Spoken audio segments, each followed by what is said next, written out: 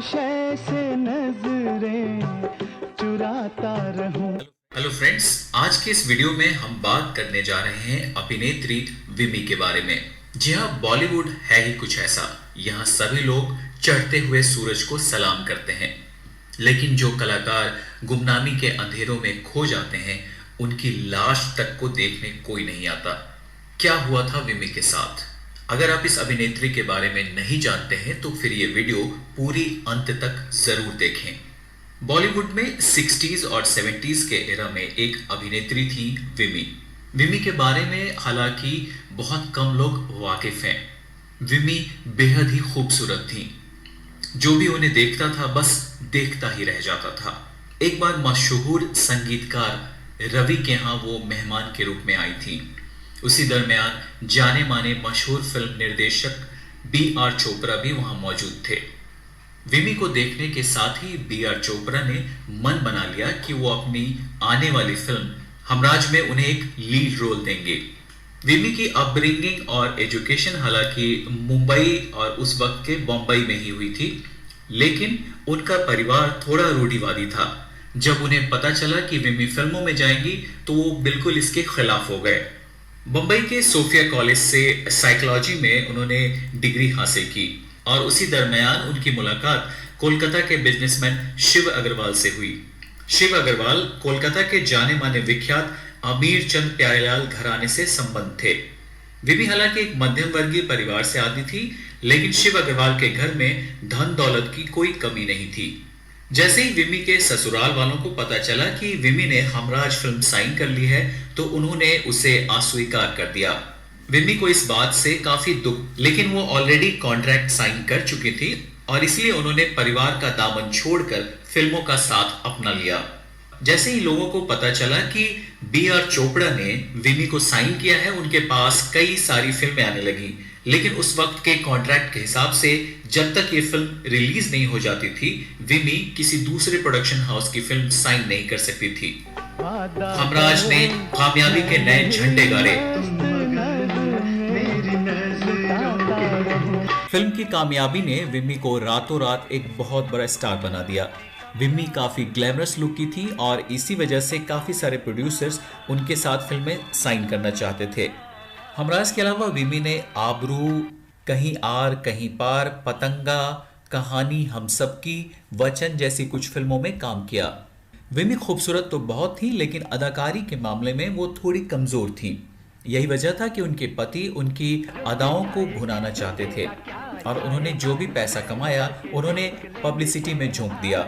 लेकिन दर्शकों की राय तब तक विमी को लेकर थोड़ी उल्टी हो गई थी। विमी का अपने पति के साथ जो रिश्ता था वो इस वक्त काफी नाजुक दौर से गुजर रहा था और यही वजह थी कि दोनों एक दूसरे से अलग भी हो गए। इसके बाद विमी कई प्रोड्यूसर्स के पास भी गई, लेकिन उन्होंने भी विमी को कोई अच्छा काम नहीं दिया। यहाँ से विमी की कहानी का एक दूसरा दुखद पहलू शुरू होता है। एक समय ऐसा भी आया जब विमी के पास खाने को पैसे नहीं थे और अपने अपार्टमेंट का किराया तक चुकाने में वो समर्थ नहीं थी। विमी ने अपने पति शिव अग्रवाल पर कथित तौर से आरोप भी लगाया था कि वो विमी को प्रोड्यूसरों को खुश करने के लिए उकसाया करते थे और जब विमी ने इसका विरोध किया तो वो उसे प्रताड़ित करते थे। B.R. चोपड़ा ने एक बार विमी के बारे में कहा था कि विमी अपनी मौत से करीब एक हफ्ते पहले उनके पास आई थी। उनके मुंह से सस्ते ठर्रे की दुर्गंध आ रही थी। वो बहुत परेशान थी और उन्होंने उनके हाथों पर कई जगह चोट के निशान भी देखे थे।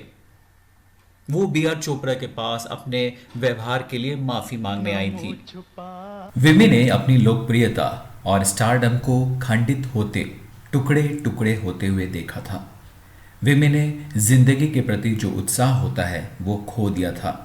अपनी जिंदगी के अंतिम दिन उन्होंने नानावती अस्पताल के जनरल वार्ड में गुजारे।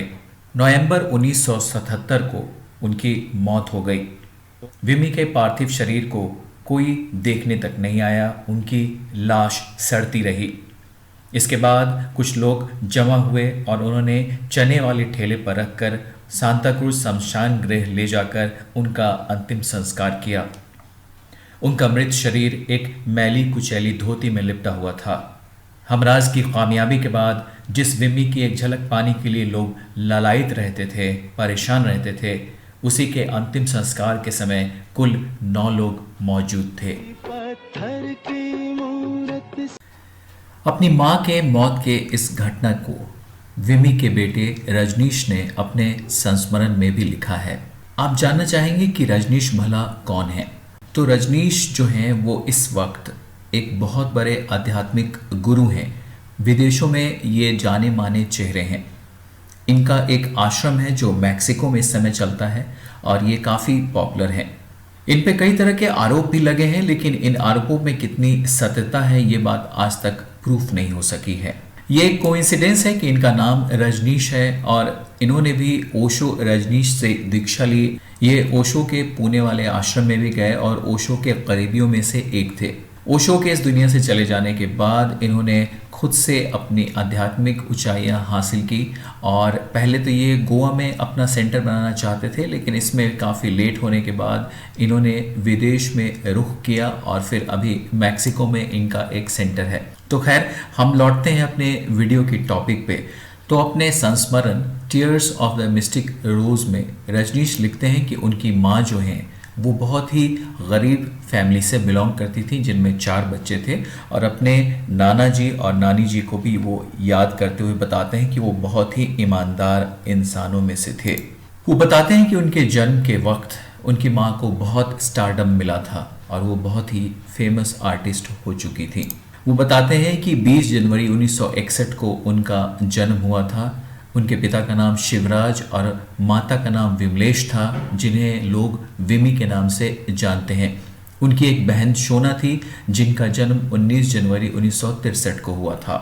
वो लिखते हैं कि उनकी जो माँ थी वो बॉलीवुड की सबसे खूबसूरत अभिनेत्रियों में से एक थी। उनके पिता शिवराज बहुत ही फेमस इंडस्ट्रियलिस्ट थे। अपनी माँ को याद करते हुए रजनीश लिखते हैं कि उनकी माँ जो है वो बहुत ही इनोसेंट थी, बहुत ही हम्बल थी और इनफैक्ट कि वो इतनी बड़ी स्टार थी फिर भी किचन में जाकर अपना खुद का काम किया करती थी, खाना बनाया करती थी। और खुद रजनीश बताते हैं कि उन्हें उनसे काफ़ी मोहब्बत थी। वो बताते हैं कि विमी जो है वो दयालु किस्म की महिला थी।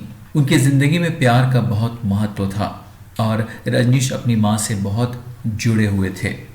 रजनीश आगे बताते हैं कि विमी और उनके पिता के बीच में अनबन हुआ करती थी और कैसे उस समय जब फिल्में उतनी नहीं मिल रही थी विमी को, तो इन दोनों के बीच में बहुत तनाव हो गया था और दोनों ने उस वक्त कोर्ट का रुख कर लिया था। अपने संस्मरण में वो आगे लिखते हैं कि 1976 के दरमियान जब वो अपने फाइनल एग्ज़ाम्स दे रहे थे उस समय अखबारों में और मैगजीन्स में ये खबर छपना शुरू हुआ कि उनके पिता और माता के बीच में जो है वो तलाक होने जा रहा है और इस खबर से उन्हें काफ़ी दुख हुआ था।